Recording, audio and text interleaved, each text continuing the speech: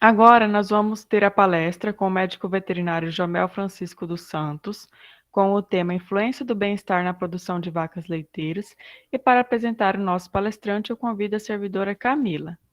Camila, a palavra é sua. Boa noite. Nosso convidado, Jomel, é médico veterinário formado pela Universidade Federal Rural de Pernambuco, é especialista em saúde pública, mestre em sanidade e reprodução de ruminantes e doutor em ciência veterinária. Atualmente é professor do curso de Medicina Veterinária do Instituto Federal de Educação, Ciência e Tecnologia do Amazonas, campus Manaus, Zona Leste. Jomel, seja bem-vindo, a sala é sua. Você tem 50 minutos para a apresentação e depois vamos disponibilizar o momento para perguntas. Boa noite a todos e a todas. Muito obrigado, Camila, pela apresentação. Obrigado, professora Ruth. Em nome de toda a comissão organizadora do terceiro Simvet, obrigado pelo convite. Quero cumprimentar aqui também a professora Ingrid e a todos os professores, servidores e vocês, alunos, né, que é o motivo de nós estarmos aqui fazendo esse evento. Então, muito obrigado mais uma vez pelo convite. E eu vou agora compartilhar a tela aqui para vocês, tá ok? Agradecer também a presença de minha aluna Renata, que está aí. Obrigado, Renata, por estar participando. Se tiver mais alguém aí do IFAM, obrigado também pelo prestígio de estar aqui com a gente. Pessoal, vocês estão conseguindo ver direitinho aí? Me ouvir também? Sim. Certo. Eu vou compartilhar e como eu vou ficar em tela cheia, eu não vou conseguir acessar ao chat. Então, eu peço que, se vocês tiverem dúvida, quiserem falar alguma coisa no meio da palestra, vocês podem ligar o microfone aí e falar. Eu estou até, não sei nem se eu estou quebrando o protocolo do evento, mas só para ficar um pouco mais dinâmico. Mas se quiserem também deixar para perguntar no final, fique à vontade, tá bom? Bom, pessoal, então, como a gente já foi apresentado, né? Já agradeci aqui esse momento, é uma grande responsabilidade. Se eu não me engano, eu estou fechando o evento, né? A última palestra hoje, né? Isso. Também, né? Então, a grande responsabilidade aí, eu vi que tiveram palestras maravilhosas. E vamos tentar falar um pouco sobre o quanto o bem-estar influencia na produção das vacas leiteiras, né? Então, a nossa apresentação vai ser balizada como uma introdução, uma breve introdução, e vamos falar o que a vaca precisa para produzir leite, né? É um questionamento, mas a gente vai entrar nele e explicar um pouquinho sobre isso. Vamos falar, se a gente está falando de bem-estar animal, a gente vai falar das 5 liberdades, vamos falar da influência do bem-estar na produção de leite e vamos finalizar com algumas considerações, tá ok? Então, para a introdução dessa nossa apresentação, eu gostaria de filosofar um pouco, de trazer uma reflexão para vocês, tá? E aqui eu trago uma pergunta bem reflexiva, vocês podem responder para si mesmo ou pensar um pouco, né? Qual que é o grande segredo da vida? Então, vocês fiquem aí pensando, não precisa responder não, mas pense um pouco, né? Qual que seria o grande segredo da vida? E o que isso tem a ver com a nossa palestra, né? Bom, o grande filósofo e professor Mário Sérgio Cortella, a quem eu sou um grande admirador, gosto muito dos seus livros, né? Da sua dinâmica, da sua didática e dos seus pensamentos. Como ele mesmo diz, né? Pensar bem faz bem. E essa reflexão é dele. E eu quis trazer ela hoje aqui porque ela calha ao nosso assunto. O Mário Sérgio Cortella, quando seus filhos ainda eram crianças, ele chegou para o mais velho e falou bem assim: meu filho, quando você completar 12 anos, eu vou te ensinar qual que é o grande segredo da vida. E o menino ficou naquela curiosidade, expectativa. No dia que completou 12 anos, correu lá e falou: pai, já completei 12 anos, me diz qual que é o grande segredo da vida? Aí ele falou: olha, eu vou falar para você, mas você não conta para seu irmão, só quando ele tiver 12 anos também que eu vou falar para ele. E o menino, assim, naquela curiosidade, ele chegou bem perto do ouvido dele e falou bem assim: meu filho, o grande segredo da vida é vaca não dá leite. E o menino ficou assim, sem entender: ué, vaca não dá leite? E aí, por que eu trago isso nessa reflexão e junto com a nossa apresentação sobre a influência do bem-estar na produção das vacas leiteiras, né? Porque vaca, é isso mesmo, ela não dá leite, vaca produz leite, né? Mas para a vaca produzir leite, a gente precisa dar condições a ela. A gente precisa manter o bem-estar animal para que ela se mantenha fisiológica, saudável e produtiva, tá certo? E além disso, né, da gente dar essas condições para ela, nada da vida é de graça, nada da vida é de mão beijada. A gente precisa ir lá, acordar cedo, sentar no banquinho, ordenhar, carregar o balde, e assim a gente consegue fazer o nosso trabalho.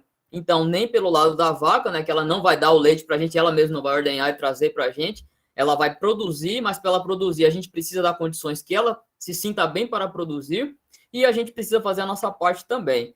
Então, enquanto médicos veterinários, aqui a gente vai abordar um pouco de como a gente pode evitar que esses animais entrem em estresse e não consigam produzir leite, né? E aí eu pergunto também, o que a vaca precisa para produzir leite? Né? A gente já viu que ela não dá leite, ela produz, mas o que ela precisa?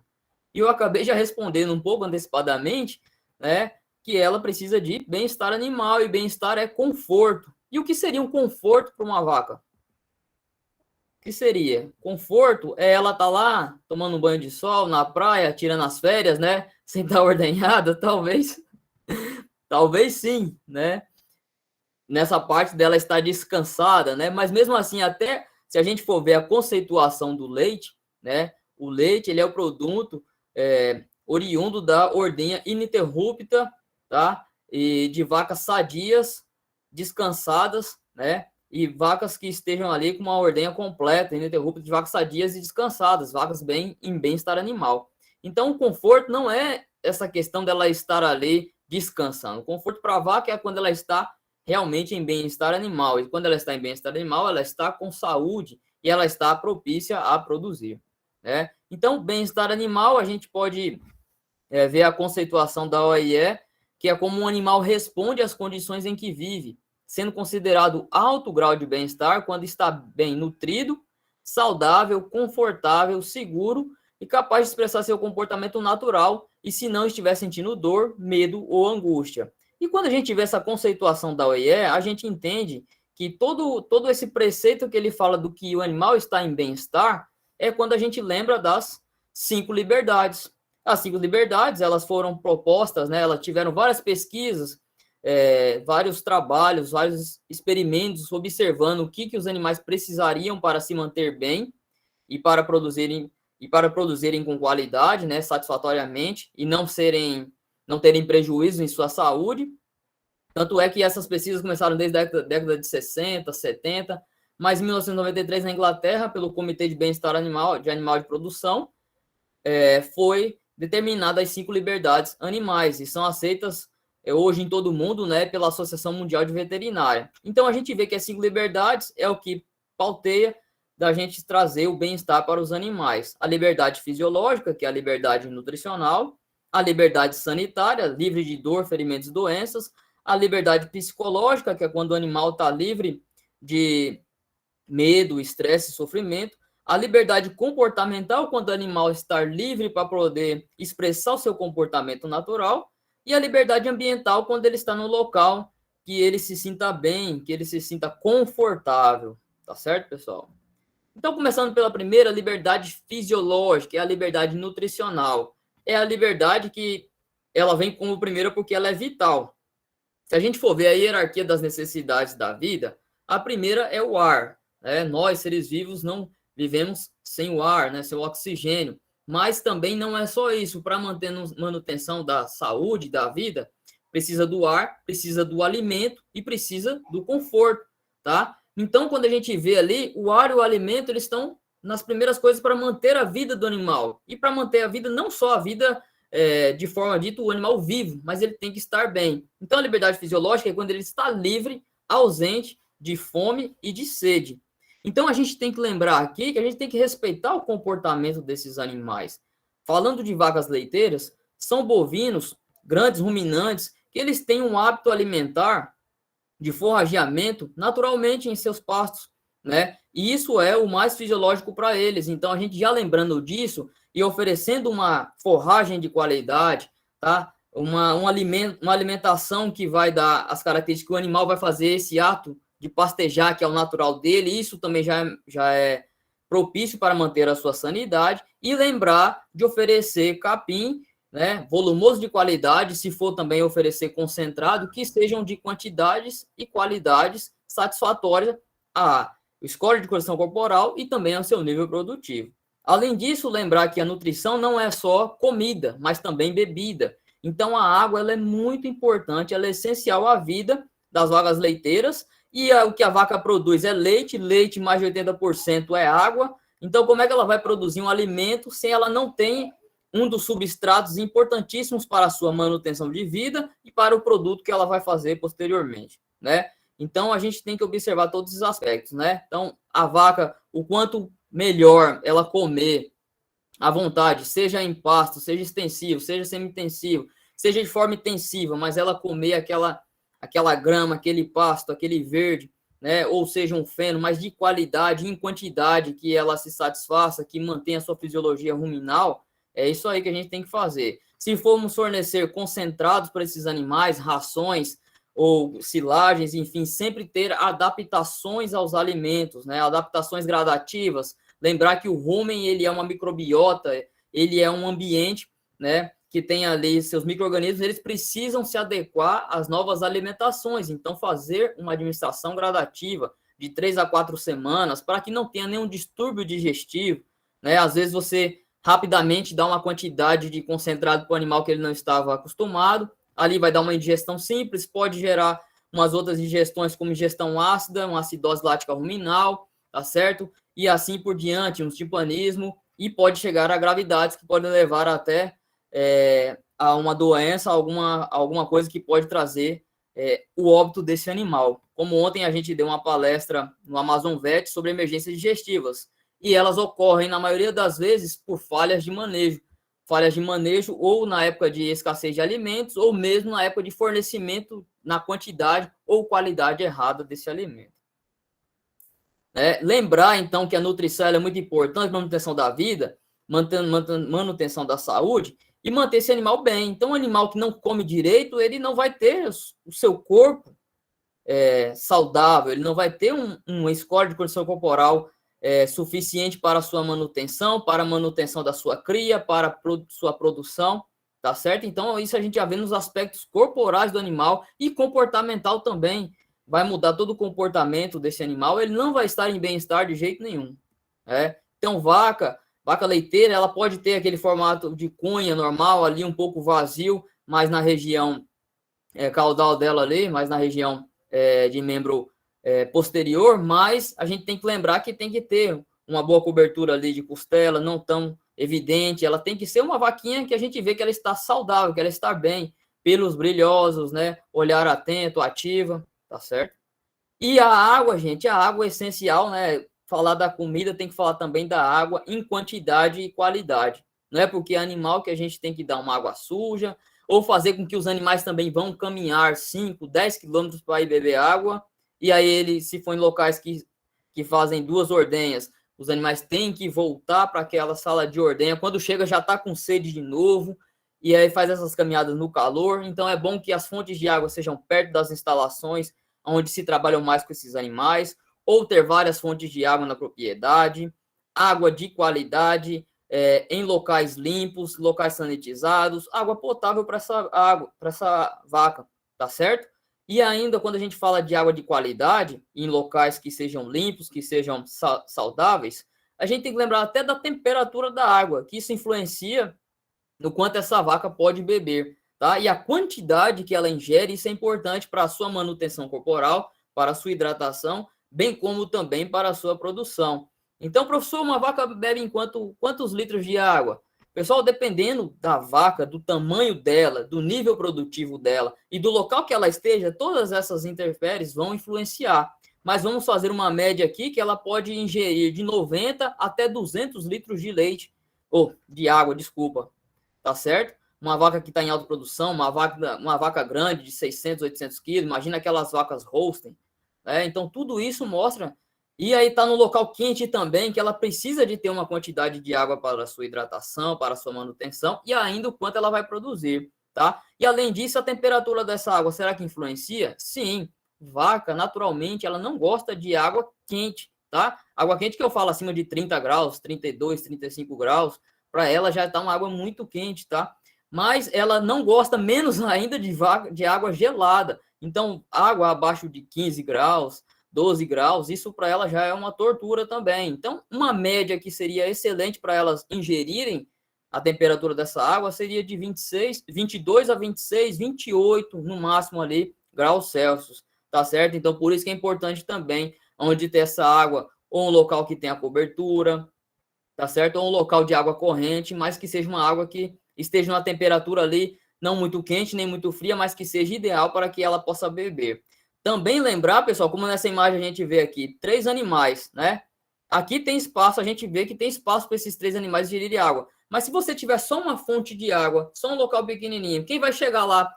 Quem chega primeiro, né? Bebe água limpa, né? Mas quem chega primeiro, as dominantes, as vacas maiores, não deixam as outras chegarem, e aí acabam ficando tomando conta ali daquele coxo de água, daquela fonte, e as outras menores acabam não bebendo água, e isso vai prejudicando a sua saúde física e também a sua saúde comportamental, seu aspecto mental, que ela vai se sentindo excluída, ela fica excluída mesmo pelo outro grupo.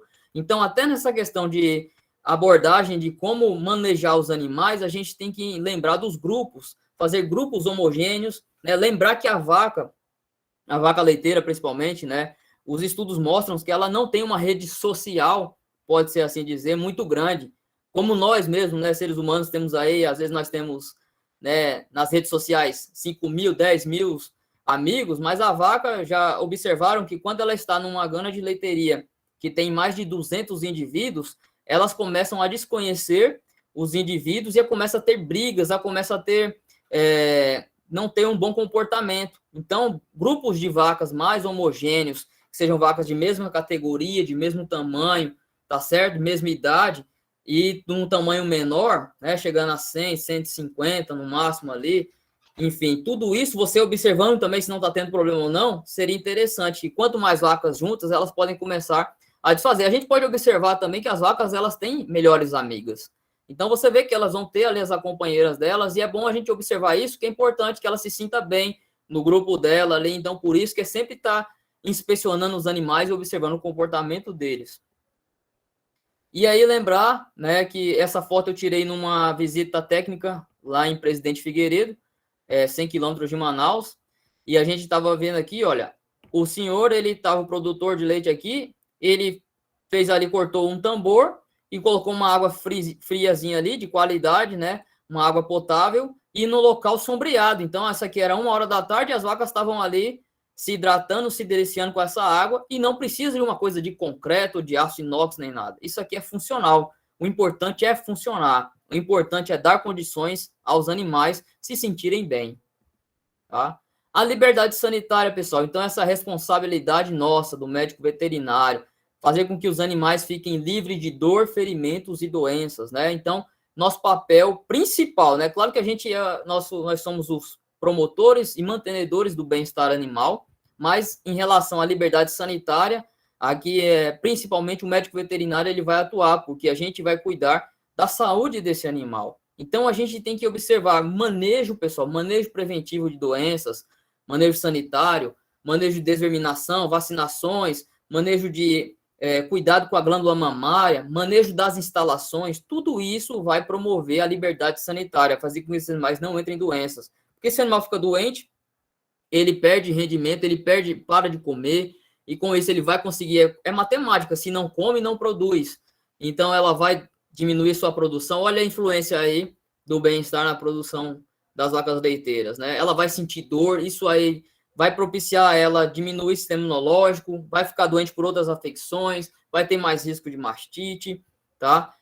Um animal que ele vai diminuir a sua longevidade, você vai ter custo com reposição de animais, enfim. Então, prevenir sempre é melhor do que remediar, tá? Então, nós veterinários temos que estar ali sempre examinando os animais, inspecionando, auscultando, fazendo o nosso papel. Eu vi a professora Ingrid falou aí que vai ter uma palestra sobre a importância do bom exame clínico. Excelente, pessoal. Não percam, porque não é porque nós somos veterinários de grande que a gente não tem que chegar e examinar o animal de cabo a rabo, de cima para baixo, da direita para a esquerda, não. A gente tem que examinar completo, tá? Veterinário que chega e só olha a vaca e pelo que o produtor falou, ele já dá o diagnóstico, isso aí é veterinário, não é veterinário, tá? Então, temos que fazer o nosso papel corretamente.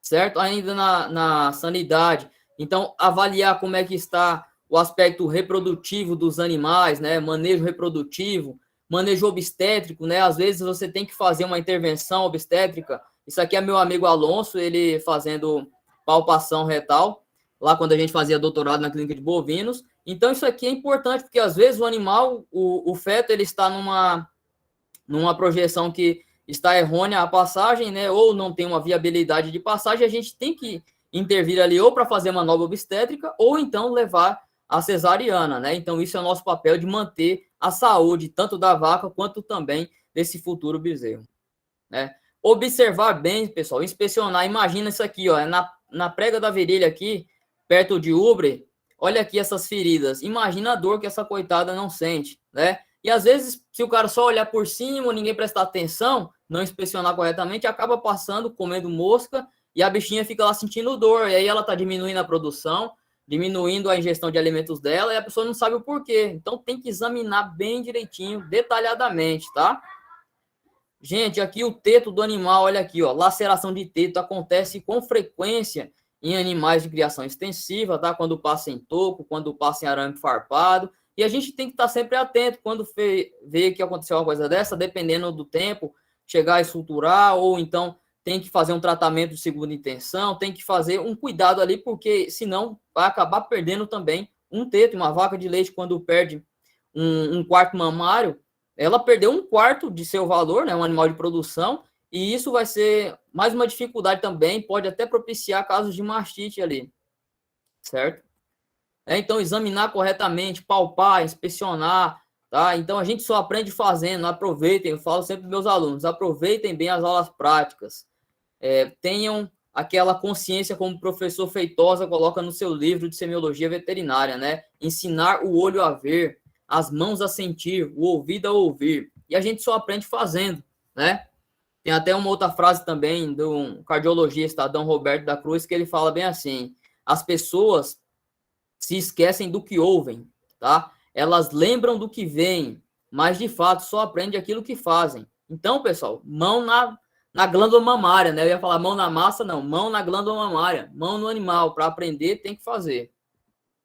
Liberdade psicológica, então, é aqui, ó, quando você vê um campo, olha quantas vacas bonitas ali, todas deitadas, todas tranquilas. Se você vê um animal que é uma presa por natureza e está deitado e tranquilo, quando a vaca está deitada ali, ela está tranquila, ela está bem. A não ser que ela esteja no estado patológico e ela vai ter outros comportamentos e até outra forma de estar em decúbito, tá? Mas aqui a gente vê que nesse campo os animais estão tranquilos, ela está com um psicológico bom, né? Ela está livre de medo, de sofrimento e estresse. Ela sabe que nesse local não tem ninguém correndo atrás dela, querendo matar ela, não tem ninguém brigando com ela, não tem outras amigas ali, né? As amigas querendo bater nela. Então, ela está livre de estresse, ela está livre de sofrimento, ela está num local limpo, ela não está num local cheio de barro, ela não está num local com muito calor, né? E não está com medo de nada. Então, a gente tem que prezar por isso também, que isso é muito importante para a produção leiteira. E a liberdade comportamental, pessoal, é quando o animal está livre para expressar seu comportamento natural. Então, ela está ali interagindo com os outros animais, ela está comendo, ela está ruminando, né? Você vê um animal ruminar, isso já é um sinal de saúde, já é um aspecto favorável à manutenção da saúde desse animal. Quando a gente trabalhando com grandes animais, a primeira coisa que a gente pergunta para o produtor é se a vaca está ruminando, porque também é um dos primeiros sinais quando a vaca está doente, que ela para de ruminar. Então, a gente tem que observar isso, tá? Que isso é um comportamento natural da espécie, está em ruminação, tá certo? E a liberdade ambiental é como ela é a junção das outras liberdades, mas num ambiente que ela se sinta bem, num grupo que ela se sinta bem, no local que ela está confortável, livre de desconforto. E aí você vê essa vaquinha aqui com a língua de fora, será que ela está confortável? Será que ela... Por que ela está com a língua de fora? Isso é calor, pessoal, isso é estresse térmico. Então, qualquer forma de estresse causa grande dano à produção leiteira, né? Aí não só o estresse térmico, como a gente vai falar mais à frente bastante dele, mas aqui, olha, você acha que a vaca fica tranquila só porque ela tá ali todo dia, é a vida? Eu vi uma coisa muito bacana do professor Marcelo Cecim essa semana, ele falou assim, que a gente deve prestar atenção e não se acostumar com as coisas ruins e com as coisas erradas. As coisas ruins e as coisas erradas são ruins e são erradas. Então, isso aqui, pessoal, é ruim para a vaca e é errado.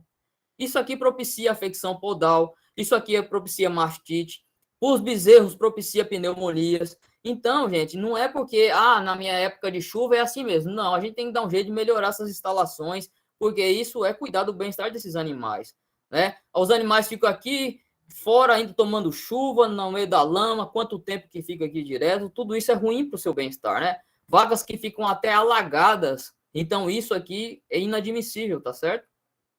Vacas com dor, né? Problemas de casco, então a vaca fica toda arqueada, com dificuldade de locomoção, com certeza não vai conseguir comer. Ela pode estar com fome, mas ela lembra que para ela ir lá comer ou beber água vai doer, ela fica quieta. O animal até se joga no chão de tanta dor, pede socorro. Então, pessoal, a gente tem que estar atento de dar as melhores condições aos nossos animais para que eles evitem esse sofrimento e consigam produzir com qualidade, né? Então, quando você vê, escória de higiene, vacas muito sujas, vacas que estão com escaras de decúbito, tem uma coisa errada. A vaca é para deitar e levantar normal sem se machucar. Agora, quando você vê muitas escaras de decúbito, muita sujeira, tudo isso está mostrando que esse animal não está bem, não está fisiológico. Então, tem que ser examinado, tem que ser cuidado, tá certo? Isso aqui são 3 vacas com afecção podal totalmente jogadas, com dor, machucadas, tá? Então, as afecções podais, pessoal, é uma das coisas que causam grande prejuízo à economia na pecuária leiteira, mas principalmente a gente falando aqui de bem-estar, causam dor, causam desconforto aos animais, né? Vai diminuir a produtividade, vai ter gasto com medicamento e mão de obra especializada, vai ter descarte prematuro desses animais, a gente vai ter que repor animais, e é uma das 3 causas principais de problemas com animais leiteiros, né? Primeiro é mastite, segundo, afecções podais, terceiro, problemas reprodutivos, tá certo? E aí, a diferença, né, quando você consegue fazer as coisas corretas, você tem lucro, mas quando você não faz, você fica ali só fazendo as coisas mal feitas, erradas, né, e que são ruins, o animal fica doente. Isso é um trabalho de Souza e colaboradores em 2006, mostrou que uma vaca com afecção podal, o seu tratamento, o custo de mão de obra, o descarte do leite, né, quando utiliza antibiótico e tudo, era em média R$ 352,54. Isso já tem um tempinho, né? Já tem 15 anos. Então, com essa inflação que a gente está atravessando aí, com tudo muito mais caro, né? Os tratamentos às vezes ficam melhores e tudo, mas a base terapêutica ali basicamente é a mesma. Será que esse valor é o mesmo? Isso, com certeza é muito mais caro. E a gente está falando de uma vaca com problema podal. E um rebanho que tem 10, 15, 20 vacas com problemas podais. Quanto isso não custa para o produtor? Além disso, e principal, quanto isso não custa para a vaca? Quanto isso não dói nela? Você consegue caminhar corretamente com o pé machucado, né, com uma ferida no seu pé? Você vai conseguir fazer suas atividades corretas? Vai jogar bola? Você vai andar de moto? Você vai ir para a faculdade? Você vai namorar? Namorar você vai, né? Porque namorar tudo dá um jeito. Mas para os animais, não. Até para isso, para os animais é ruim. A vaca vai sentir dor, não vai entrar em cio. O reprodutor, que ele tiver alguma afecção podal, ele não vai conseguir saltar e montar nos animais, tá certo? Então, a gente tem que inspecionar os animais, cuidar da sua sanidade, tá? Inspecionar mesmo é levantar casco, é você conter o animal, lavar com água, sabão, tá certo? Utilizar os materiais corretos para cuidar dessas afecções, tá certo? Casqueamento preventivo, casqueamento corretivo, tá certo? Isso é uma prática que ela é preventiva, mas ela também é terapêutica, tá certo? E o estresse térmico, pessoal, que é o principal causador de problemas ao bem-estar das vacas leiteiras, né? E o que é o estresse térmico? O estresse térmico é uma condição em que a produção de calor pelas vacas supera a sua eliminação. Ou seja, está tendo mais calor, tanto externo quanto também produção de calor, né? Geração de calor por parte interna desse animal, de forma endógena, que aí ele não está conseguindo trocar esse calor, ele não está conseguindo superar, eliminar esse calor, né? E aí o animal entra no aspecto de estresse térmico. Para a gente avaliar o estresse térmico, a gente não dá para deixar de falar do índice de temperatura e umidade, ITU em português ou THI em inglês, tá? Essa tabelinha aqui, pessoal, é basicamente mostrando isso, a relação entre a temperatura e a umidade. Gente, nós moramos num local que é quente, né? A nossa região amazônica, seja no Amazonas, seja em Rondônia, seja no Pará, no Acre, é quente pra caramba e é úmida. Então, isso favorece aumentar ainda mais o estresse térmico dos nossos animais. Nessa tabelinha, se vocês prestarem atenção aqui, ó, essa faixa branca aqui é a faixa de termoneutralidade, ou seria uma zona de conforto para os animais leiteiros, tá? Quando a gente vê aqui, ó, o que seria conforto para os animais? Até 26 graus Celsius. Quando é que aqui em Rondônia tem 26 graus Celsius, né? É difícil, assim, não é sempre não, né? É bem difícil. Quando a gente é tão acostumado com calor que quando dá uns 23, 22 graus, a gente já tá achando frio, né? Enfim. E aí você vê que seria pela temperatura, mas isso numa umidade zero. Umidade zero, a gente não tem, a gente tem alta umidade. Então, quando aumenta a umidade aqui, ó, nessa temperatura aqui, ó, de 26 aumentou para 5% de umidade relativa, já está entrando no limite de estresse, já está nessa zona amarela que já começa a ter um estresse térmico. Tá certo, pessoal? Isso aqui já vai ter distúrbios fisiológicos, a temperatura retal já vai passar daquela fase mais branda, mais basal para uma fase mediana. Perda de rendimento de leite, aqui a gente observa, ó, em média 283 gramas por hora, tá? Por hora. Então, quanto esse animal não vai perder de produzir leite por esse leve calorzinho, tá? E aí a gente vai aumentando aqui, olha. Quando chega nesse vermelho aqui, ó, temperatura de 35 graus Celsius e umidade relativa de 25, 80, que já é o limite aqui estourado de estresse térmico. É um estresse moderado e severo. A frequência respiratória do animal entra em taquipneia, tá? Temperatura retal está em febre alta, 40 graus Celsius, tá? E a perda de rendimento é mais de 322 gramas por hora. Então, às vezes, os seus animais estão lá com a língua de fora, os animais estão sendo ordenhados, todo dia você dá a melhor ração e tudo, mas o animal, você acha que tá tudo bem, né? Tá dando ali cerca, sei lá, hipoteticamente, tem 10 vacas e tá dando 200 litros ali, são vacas medianas e boas ali, enfim. Você acha que tá bom. Mas se você mantivesse esses animais fora de estresse térmico, quanto não ia aumentar sem essa perda de produção e na saúde desses animais? Tá certo? Então, às vezes, o produtor não sabe que está perdendo por essas interferências ambientais.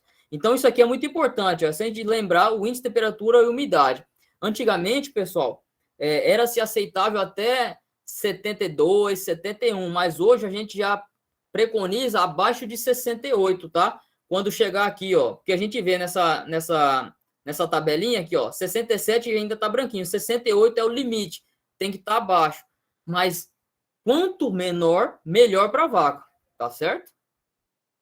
Olha o nosso país, não só na nossa região amazônica, né, mas no nosso país, calor extremo. Piauí, 44,7 graus. Imagina a sensação térmica, tá? Orleans, Santa Catarina, 44,6, tá certo? Corumbá, no Mato Grosso, 43,8. Olha aqui, Petrolina, 44,1. Então, são locais no Brasil inteiro, tem muito calor excessivo, tá? Algumas regiões do Nordeste aqui não tem tanta umidade assim, e aí ainda venta um pouco, então ali já diminuiria um pouco desse estresse térmico, mas só pela temperatura já está em estresse térmico. E na nossa região, que é quente e úmido, o calor vai lá para cima, né? Ó, eu procurando aqui umas imagens, né? Calor chega a 42 graus Celsius no norte do Brasil, e Manaus bate recorde. Então você imagina se tem uma temperatura já ambiente dessa, quanto não está a umidade, quanto não está o ITU para essas vacas. Então, com certeza, estão em estresse térmico, né? E o que o estresse térmico traz de consequência, pessoal? Olha aqui, ó. Esse trabalho de Pierre e colaboradores, quando você fala estresse térmico, esse trabalho está em todas as apresentações, em revisões. Inclusive, terça-feira agora, a gente submeteu um artigo de revisão sobre estresse térmico de vacas leiteiras na Amazônia, tá? Espero que seja aprovado e em breve esteja aí para vocês lerem, tá? Mas nisso a gente é um trabalho que ele é de 2013, ele tem um tempinho, mas é um trabalho que mostra aqui, olha, o impacto, a consequência, né, da influência da falta do bem-estar e do estresse térmico na produção. O animal para de ingerir matéria seca de 6 a 30%. Quanto que é o impacto fisiológico aqui, se a gente for ver, de quanto de comida que ela deixa de comer? Quase 900 quilos cada vaca para de ingerir por ano. Consequentemente, é matemática. Comeu, produziu, né? Não tem aquele molequinho que falava, né? Malhou, comeu. A vaca comeu, produziu. Se ela não comeu 900 quilos, ela vai perder, ela vai deixar de produzir leite. Então, aqui, ó, qual é o decréscimo em produção de leite? De 15% a 20%. Em média, 1.800 quilos de leite por vaca por ano. Some isso para 10, 15, 100 vacas. Quanto o produtor não perde por causa do calor, tá? Qual que é o decréscimo na eficiência reprodutiva? Até 50%. Então, aumenta em 60 dias o intervalo de parto. É a gente aumentar em 2 meses ainda o tempo que essa vaca ela vai estar ali com outra prenhez, ela vai estar ali num período de serviço mais alongado ainda, tá certo? De 150, média, né, de 50, 150, 170 dias. Isso é custo para a propriedade, isso é custo para o produtor, tá? Isso é baixa eficiência reprodutiva. Mais de 8% dos descartes devido a problema reprodutivo. O calor faz com que os animais não ciclem corretamente, tá? Aumenta a mortalidade, aumenta a incidência e severidade de mastite em até quase 2%. Então, por que aumenta, pessoal? Se o animal parou de comer, se o animal sofreu estresse, baixo sistema imunológico, aumenta mediadores inflamatórios, fica suscetível a outras infecções e inflamações, tem a mastite mais severa e pode até morrer, tá certo? Olha esse trabalho aqui de 2013. Ele fala estresse calórico e suas interferências no ciclo de produção de vaca de leite. E o que ele traz? Ele corrobora com aqui, ó, com o que Pierre e colaboradores falou, né? Que aqui mostrava de 15% a 20%. E ele já mostra mais de 10% essa perda produtiva. E aí, como é que é essa perda produtiva? Quando a gente vê em quantidade e qualidade, tá, pessoal? Na qualidade, ele perde menos concentração de sólidos totais, perde gordura, perde proteína, perde minerais, perde cálcio. O cálcio, além de ser elemento em grande quantidade essencial no leite, é um elemento essencial para o metabolismo digestivo, muscular, para toda a fisiologia do animal, tá? E aumenta a mastite também. Então, você vê o quanto o estresse térmico provoca de dano nos animais, né? Um artigo do Wilkie Point, né, do ano passado, 12 de maio de 2020. Então, falando aqui, ó, o custo, olha aqui, ó, o custo do estresse térmico para a propriedade leiteira. Porque às vezes os produtores só vão entender quando dói no bolso, tá? Enquanto eles não estão vendo um animal doente, morrendo, né, vendo mesmo, né, vendo para quê, que nem São Tomé, ele só vai entender quando doer no bolso. Então, qual que é o custo do estresse térmico? Pensando aqui, ó, um contexto na falta de conforto, estresse térmico, as vacas, elas nos mostram os erros de maneira clara, tá? Seja com queda de produtividade, aumento de taxa de mortalidade, aumento de casos de doença, né, mastite, doença de casco, queda no desempenho reprodutivo. Então, tudo isso é custo, né? Mas quanto seria esse custo, professor? Nesse estudo aqui, ó, foi observado que uma fazenda com 50 vacas de lactação perde, em média, quase R$24 mil, R$23.287,50 por ano, tá? Isso aqui é considerando o valor de 2019. Como é que tá hoje tudo? Tá muito mais caro, né? Então, isso o cara tá perdendo por causa de estresse térmico, sem saber, e só em 50 vacas em uma propriedade. Isso aqui seria o lucro dele e o que ele deixou de ganhar, né? Então, como é que deve ser esse ambiente? Se a gente já viu tudo o que causa um ambiente ruim, o estresse para os animais, né? Tanto o estresse térmico, o estresse sanitário, enfim. Como é que deve ser os ambientes? Já partindo do estresse térmico, ainda uma reportagem aqui do Milk Point mostrando, né, que o conforto das vacas criadas a pasto, a importância da sombra. Gente, a sombra é essencial para os animais, né? Então, até quando ela vai tirar as férias dela, passear, ir para um resort lá, ela fica debaixo da sombra. Ela não é besta, ela é vaca. Ela fica debaixo da sombra, porque ela sabe que o sol excessivo faz mal, tá? E se for para o sol, pessoal, por favor, passe protetor solar, viu? Então, assim, se for pecuárias intensivas, que você tem barracão, que você tem local com pé direito alto, com ventilação, que os animais vão se sentir bem, né? Ou mesmo em locais mais simples, mas que tenha árvore, que tenha local que tenha sombra para o animal ficar ali tranquilo. Quando você vê uma vaca deitada ali, ó, aquilo ali, debaixo da árvore, ela tá tranquila, ela tá satisfeita, ela tá em bem-estar animal. Porque ela tá até, a foto não dá para ver direito, mas ela tava remoendo ali, tá ruminando, tá? Então aqui o animal ele tá se protegendo do sol. Imagina essa vaca coitada no meio do sol, com essa pelagem preta e tudo. Isso aí dá muito calor para ela, mesmo ela sendo um animal adaptado, né, animal girolanda e tudo, mas é muito quente. Para que a gente ainda desafiar mais o animal, fora os desafios que ele já tem, né? Então, se eu não tenho árvores também, eu posso fazer coberturas artificiais, tá? Isso aqui é sombrite, lá na região de Presidente Figueiredo também. Isso aqui é aluno meu da veterinária, Diego. tá? Então, também se for em barracões, mesmo assim, em locais de estrutura, eu tenho que lembrar como é que está a temperatura dentro desse barracão. Tem que ter lá um termômetro, tem que ter lá um medidor de umidade para ver o quê? O ITU, o índice de temperatura e umidade, tá? E aí, eu tenho que lembrar, se está muito quente ainda, eu posso molhar esses animais. Mas, professor, só molhar adianta? Não, pessoal. Tem que molhar e ventilar. Se eu só molhar os animais, o que aconteceu? Está quente, eu molhei, ITU lá em cima, estresse térmico. Agora, se eu molhei e ventilei, né? Joguei o vento em cima, o que acontece? Refrigera a vaca, melhora a temperatura do corpo dela, tá? Então, se for para escolher entre ventilar e molhar, é melhor ventilar e não molhar, tá? Mas sempre molha e depois ventila, e isso melhora muito a condição do calor para esses animais, certo? E sempre observar, fazer também leitura de vento, de onde está a ventilação, se não tiver condições de ter vários ventiladores no barracão, tá certo? Observar para onde está indo mais vento. Você começa a observar os animais só ficando num canto, tá? Os animais ficando juntos num canto, porque o vento está batendo ali, então tem que distribuir melhor esse vento, tá? E a gente também pode fazer a integração lavoura, pecuária, floresta, né? Eu posso fazer sistema silvio-pastoris, trabalhar com árvores, né? Trabalhar com um manejo mais arborizado, um manejo que você consegue também melhorar a qualidade do solo ali, quando você planta plantas à base de leguminosas, né, leucena, por exemplo, vai fixar nitrogênio ali, vai dar maior condição a essa pastagem. Você vai ter depois também, pode ser plantas que são mais arbóreas de corte, para você ter uma fonte de renda secundária, e os animais vão se sentir muito bem no local agradável para eles, tá certo? E a água é essencial que tenha em quantidade, em qualidade, tá certo? Água limpa, água que os animais sintam gosto em beber, bebam de encher a barriga, não seja aquele negócio que ela só encosta ali o focinho e sai, tá? E que seja um espaço adequado para todos, tá certo? E lembrar também que uma coisa que vai influenciar na produção, o estresse térmico, é até a raça, a característica genética desse animal. A gente tem que trabalhar, principalmente na nossa região, com animais que sejam adaptados à região.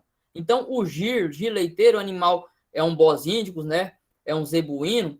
Ele é um animal que ele é adaptado a regiões de clima quente, seco, né? Mas a gente não só quer um animal que aguente o calor, quer que produza também. Temos o holandês. Quando a gente junta o gir com o holandês, a gente tem o girolando. Girolando, pessoal, é excelente para o Brasil inteiro. E no Brasil inteiro, 80% do leite produzido é por meio do girolando, tá? Então, a heterose dessas duas raças fez com que ampliou-se característica de alta produção, persistência na lactação, rusticidade e produz bem no calor do nosso país. Então, uma excelente alternativa criar o girolando, e não assim, se você tem uma condição, não seja um lugar tão quente, você pode até ter um puro sintético, um 5/8 de gir, mas se for um local como a nossa região, muitas das vezes é interessante até trabalhar com as F1, as meio sangue, que elas já vão se dar muito bem, tá certo? Então, finalizando, né, a gente deve diminuir todos os fatores que influenciam o bem-estar das vacas leiteiras, né, para que elas possam se manter bem, né?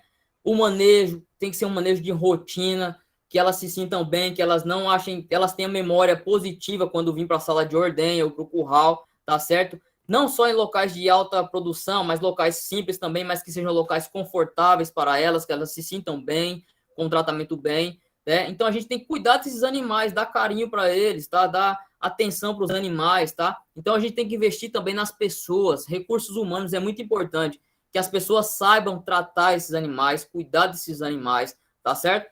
E aí não pensar que ordenha é só coisa de homem e mulher ter nojo, né? Não pode ter nojo, independente, né? E mesmo assim, né? Mulheres forem trabalhar com vaca, não precisa, vocês já são lindas sempre, não precisa ir tão arrumadas assim, né? Mas com as vestimentas adequadas, né? E independente de ser homem ou mulher, vestimenta de trabalho sempre limpas, tá? Cores neutras. E a gente aprende muito com as mulheres. Alguns estudos mostram que ordenhas que têm mulheres cuidando das ordenhas são mais higiênicas e têm menos índice de mastite. Então, a gente tem que aprender com vocês, mulheres, a manejar esses animais da forma mais correta mesmo, dar atenção e o cuidado que elas merecem, né? As vacas, elas são fêmeas que elas também merecem todo o cuidado possível, porque se a gente não cuidar dela, não dar condição, ela vai sair do bem-estar e ela não vai produzir corretamente, ela não vai viver bem, né? A família tem que trabalhar, pessoal. O recurso humano, ele é desenvolvido dentro de casa, tá? Então, a família, a agricultura familiar, ou quem cria, que é pecuarista, tem que ensinar seus filhos, né, todo mundo que está envolvido ali desde criança. E tem até a teoria do elo, né? Ali você já vai crescendo, vai tornar um adulto responsável com os animais, cuidadoso com os animais e com as outras pessoas. Agora, quem não tem cuidado e atenção com os animais, no futuro também pode ser uma pessoa ruim com os animais e com outras pessoas, né? Então a gente tem que prezar em perpetuar esse carinho, esse cuidado, essa interação homem-animal da forma melhor possível, tá certo? Então, como considerações finais, lembrar que a gente trabalha com vaca que é ser vivo e não é uma máquina de fazer dinheiro, né? Não é uma indústria, tá? Não tá ali só para nos dar baldes de dinheiro. Ela tá ali para produzir, né? Porque ela não dá leite, ela produz, mas ela só produz quando ela está em bem-estar, e bem-estar é conforto, né? E quando a vaca está em conforto, pessoal, ela fica tão feliz que ela fica sorrindo, né? E quando a vaca sorri, né, a promoção do conforto é a forma mais saudável de produzir. A vaca produz leite com gosto, ficando todos a sorrir. Então, agora eu encerro aqui minha apresentação e fico à disposição para os questionamentos. Obrigado. Muito obrigada, Jamel. Temos alguns comentários, algumas perguntas aqui no chat do Meet e também lá no YouTube, né? Os nossos monitores estão acompanhando por lá. Então, Legal. eu vou iniciar aqui com algumas perguntas. A primeira aqui, a Eliara, ela falou, saindo um pouquinho, né, fora do tema, como seria o bem-estar do gado que está em confinamento? Eliara, é? Eu vou Isso. parar de compartilhar aqui, tá bom? Pode ficar à vontade. Eliara, obrigado pela pergunta. O bem-estar de animais em confinamento, ele tem que ser levado muito a sério, porque é um período de muito intensivo, né, de manejo muito intensivo de muitos animais, né, então, assim, muitos animais em um local, então tem que ser esses aspectos das liberdades, como a gente falou, liberdade sanitária, liberdade nutricional, fisiológica, tudo ela tem que ser bem cuidada, tem que ser mantido o bem-estar, porque senão esses animais vão adoecer mais rápido, vai acabar ocorrendo surtos, porque esses animais estão muito aglomerados, estão juntos, e aí acaba animal doente, né, baixando o sistema imunológico, pode ter problemas respiratórios, ocorre febre dos transportes, ocorre outras doenças complexo respiratório, né, doenças digestivas, e isso não vai ocorrer só com um animal, ocorre com vários animais, então tem que ser um bem-estar mantido da melhor forma possível. Os animais têm que estar com todas essas liberdades garantidas, e hoje a gente observa, Eliara, que nos confinamentos existem programas de bem-estar, tá? Existem pessoas só fiscalizando as pistas de alimentação, os piquetes. Tem pessoas que ficam aqui só fazendo ronda para ver se tem algum animal doente, para ver se tem algum animal apático, enfim. Então, assim, ele é bem levado em conta, tá?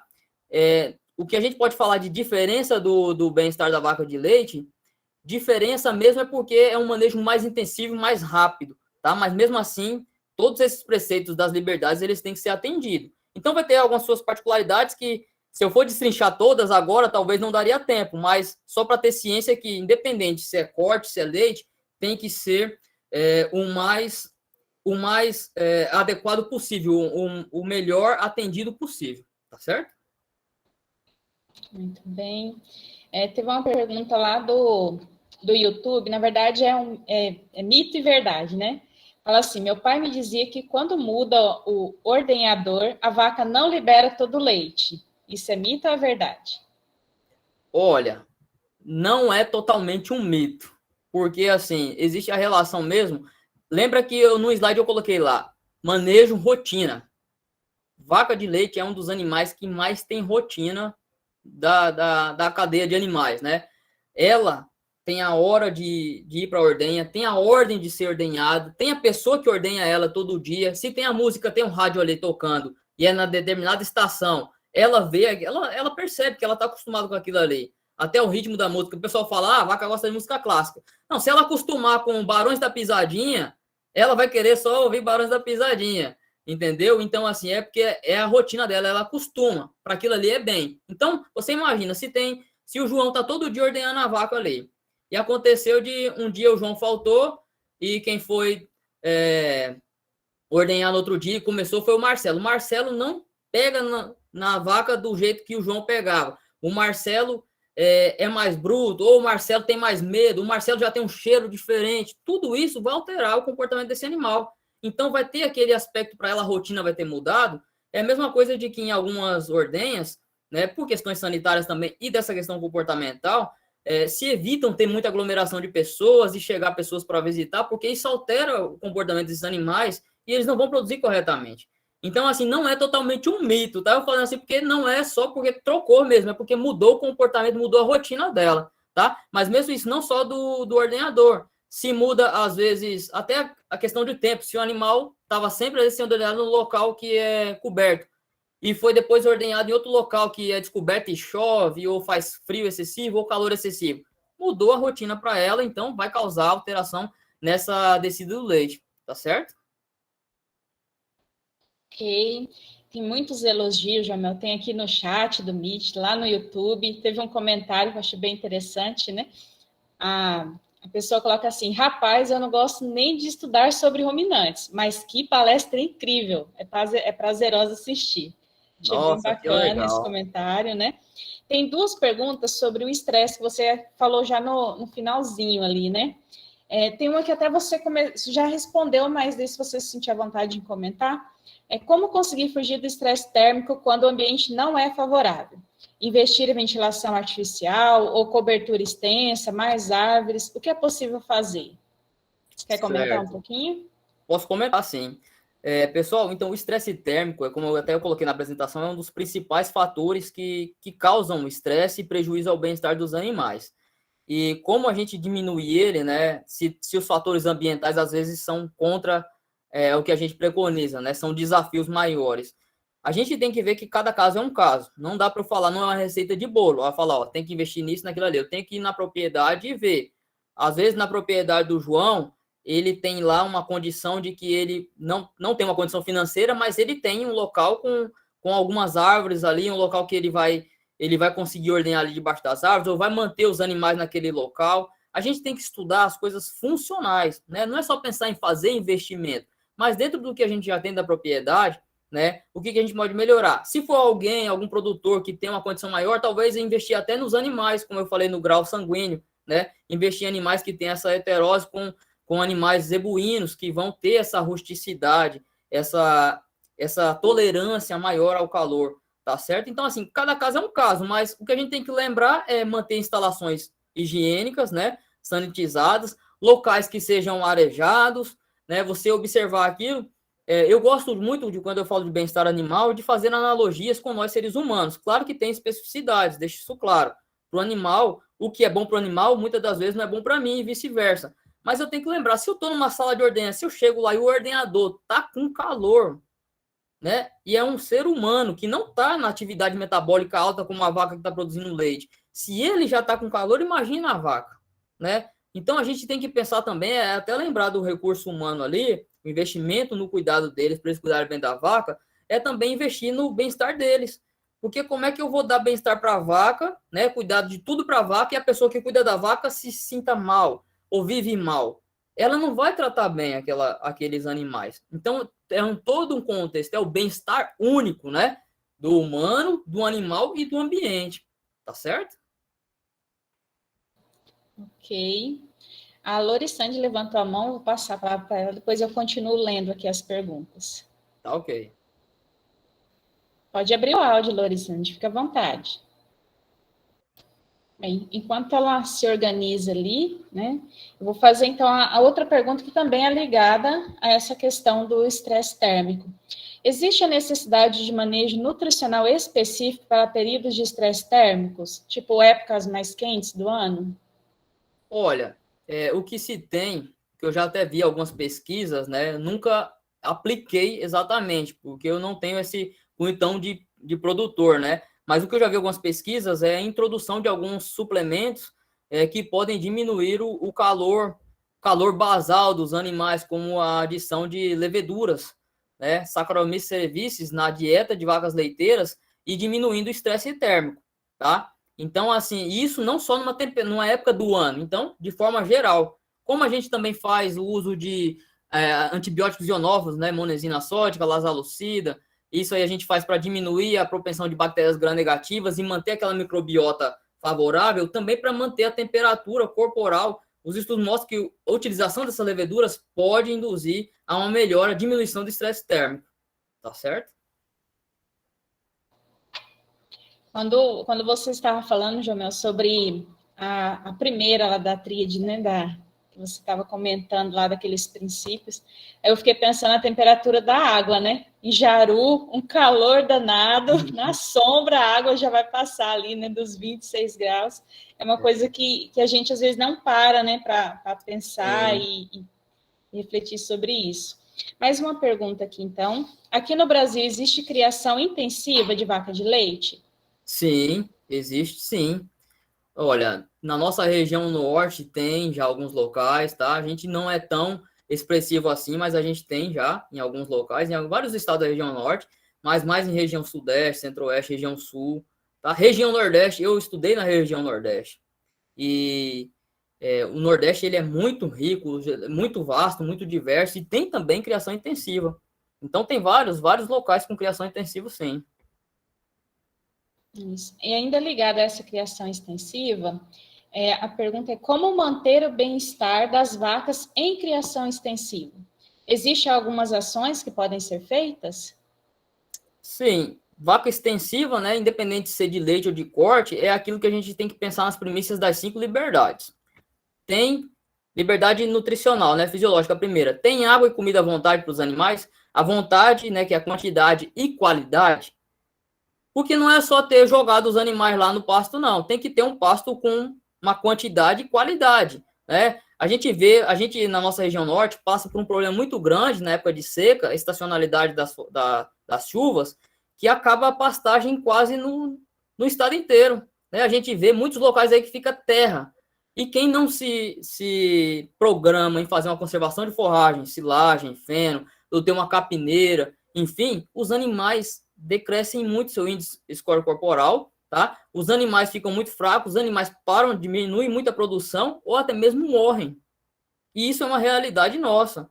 Então, assim, primeira coisa, se é extensivo, intensivo, é não faltar e ser de qualidade, tá? Não é também ter um pasto velho lá de 20, 30 anos, nem cuidar aquele solo ali. É uma coisa que não vai ter uma boa nutrição adequada, como se fosse uma coisa já manejada, cuidada, tá certo? Lembrar do outro aspecto sanitário, fazer os manejos preventivos, desverminações, vacinações, as rondas para saber se o animal não está doente, mantendo eles saudáveis, é ponto positivo, está extensivamente, mas está saudável, tá? Manter esses animais em locais, em grupos que se sintam bem, liberdade psicológica, eles não vão ter medo com aqueles grupos, protegidos de predadores, ou de outras pessoas, ou de locais que possam vir a causar estresse nos animais, tá?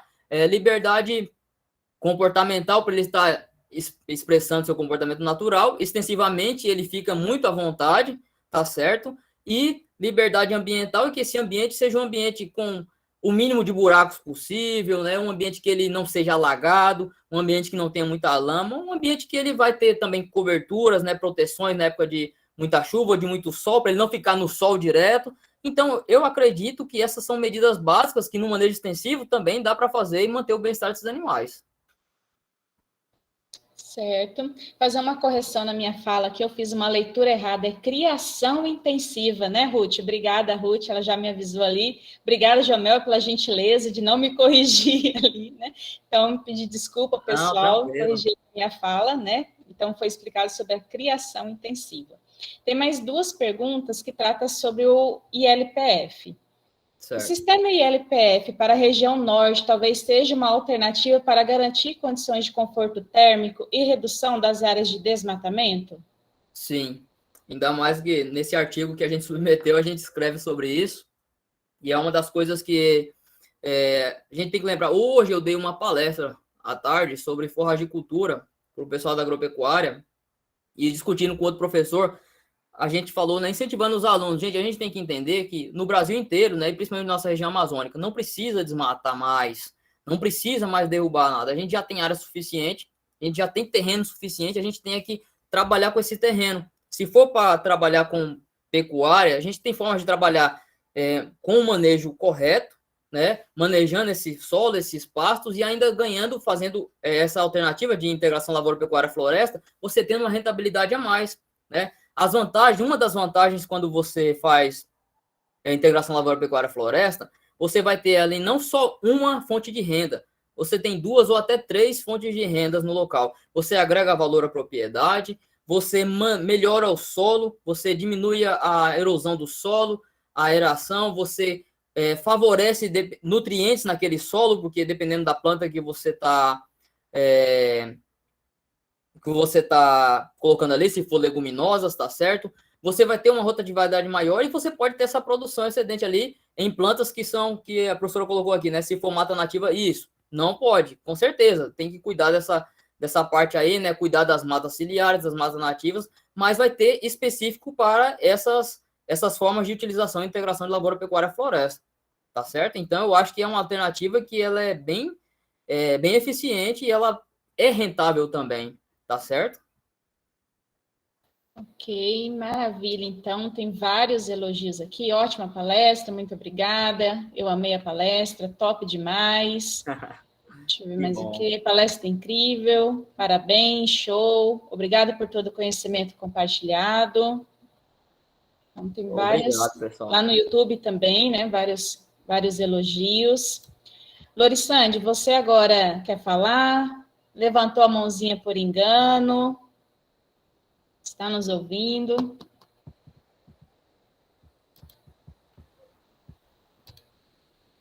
Não? Então, agradeço a você, Jomel, por ter aceitado o convite de vir participar do nosso evento, né? Foi uma noite maravilhosa, bastante conhecimento aí, os alunos aproveitaram para tirar dúvidas, né? Discutir um pouco mais sobre o bem-estar animal. Esperamos receber você novamente, né? Quem sabe presencial lá no nosso campus. Amém, amém, amém. Né? Que tudo dê certo para o ano que vem, né? Você esteja com a gente lá, né? Tá então, certo. agora eu vou convidar todos a abrir a câmera para a gente tirar uma foto. E aí a gente já dá continuidade à parte de sorteios e o resultado, né, do nosso concurso. É isso, né, Ruth? Olha aí, Jamel, quantas pessoas maravilhosas, todo mundo lindo, né? Durante as palestras eles ficam ali escondidinhos, mas estão todos atentos, olha só. Aparecendo aí o pessoal. Jamel, você quer fazer alguma fala final, alguma consideração final? Você falou comigo? Isso. Ah, sim. Então, Camila, muito obrigado, viu? Muito obrigado mesmo pela apresentação, pela condução aí.